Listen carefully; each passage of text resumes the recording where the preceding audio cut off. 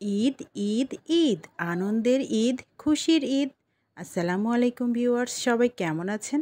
মহান রব্বুল আলামিন সবাইকে অবশ্যই সুস্থ রেখেছেন, ভালো রেখেছেন। এক মাস রমজানের রোজা শেষ করার পর আমরা যে অনাকাঙ্ক্ষিত সুখটা পেয়েছি ঈদুল ফিতরের মাধ্যমে, সেই ঈদটা নিমিষেই একদিনে শেষ হয়ে গেল। তারপরও এখনও ঈদের আমেজ থাকবে আরও কয়েকটা দিন। তো ঈদের দিন বেশ কয়েক পদের সেমাই রান্না করেছিলাম, তার মধ্যে একটা পদের সেমাই আমি আপনাদের সাথে শেয়ার করছি। আসলে ওই দিন এত ব্যস্ততা থাকে যে পুরো ভিডিও করা সম্ভব হয়ে ওঠে না। তারপর মনে হলো এটা যখন একটু লেটেই করছি, আমার ভিউয়ার্সদের সাথে একটু শেয়ার করি। তো এখানে আমি চিকন সেমাই নিয়েছিলাম ১ কাপ পরিমাণ। সেখানে ২ টেবিল চামচ ঘি দিয়ে সেমাইটাকে সুন্দর কড়াতাকে ভেজে নিচ্ছি। আজকে রান্না করব শিরখোরমা।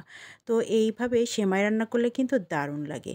আমার ভিউয়ার্সরা যারা এভাবে কখনো রান্না করেনি তারা একবার রান্না করে খেয়ে দেখবেন, দুর্দান্ত স্বাদ আসে। তো আমি এভাবে কড়া করে সেমাইগুলোকে ভেজে নিয়েছি, আর এখানে বেশ কিছু খেজুর কুচি নিয়েছি, কাজু বাদাম, কাঠবাদাম কুচি নিয়েছি, আর বেশ কিছুটা কিশমিশ নিয়েছি।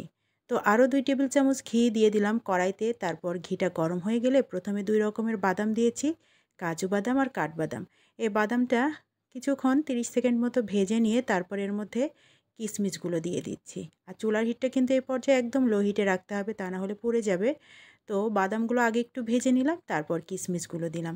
এবার কিশমিশটা দিয়ে ২-৩ নাড়া দেওয়ার পরে যে খেজুর কুচি করে রেখেছিলাম সেই খেজুর কুচিটা দিয়ে দেব। আসলে খেজুর আর কিশমিশটা একটু পরে দিলে বেটার হয়, তা না হলে বাদাম ভাজতে ভাজতে এগুলো পুড়ে যায়। এজন্য বাদামটা আমি আগে একটু ভেজে নিলাম। তো খেজুর কুচিটা দিয়ে এবার আরও অল্প একটু ভেজে নিব, খুব বেশি ভাজা লাগবে না, কারণ বাদামগুলো কিশমিশগুলো হয়ে এসেছে।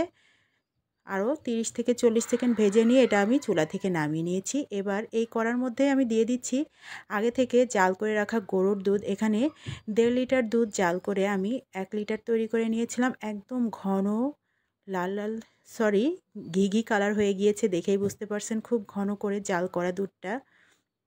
তো এর মধ্যে স্বাদমতো একটু লবণ দিয়ে দিলাম। আর শিরখোরমা রান্না করতে আপনারা কিন্তু কনডেন্স মিল্ক ব্যবহার করতে পারেন। তো আমি যেহেতু একদম ঘন দুধ দিয়ে রান্না করছি, এজন্য কনডেন্স মিল্ক আর দিলাম না, সরাসরি চিনিটাই ব্যবহার করলাম। যেহেতু আমি ১ কাপের একটু কম সেমাই নিয়েছি, সেক্ষেত্রে এখানে চিনিটা প্রায় পৌনে ১ কাপ পরিমাণই নিলাম।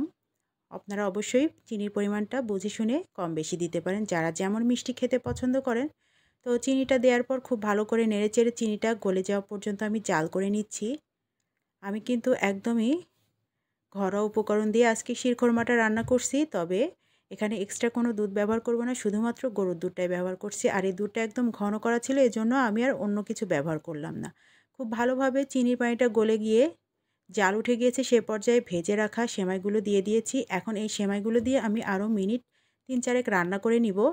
আর সেমাইটা হালকা বেশ ফুটে এসেছে, সে পর্যায়ে ভেজে রাখা বাদাম, খেজুরগুলো দিয়ে দিলাম, কিশমিশগুলো। এবার দিয়ে মিনিট ২ রান্না করে আমি নামিয়ে নেব। আর এভাবে সেমাইটা একবার রান্না করে খেয়ে দেখবেন, দুর্দান্ত লাগে, কিন্তু খুবই স্বাদ হয় খেতে। তো যেহেতু ঈদ একটা স্পেশাল দিন, সেই দিনে স্পেশাল একটা আইটেম না থাকলে তো হয় না, এর জন্য এই আইটেমটা রান্না করেছি।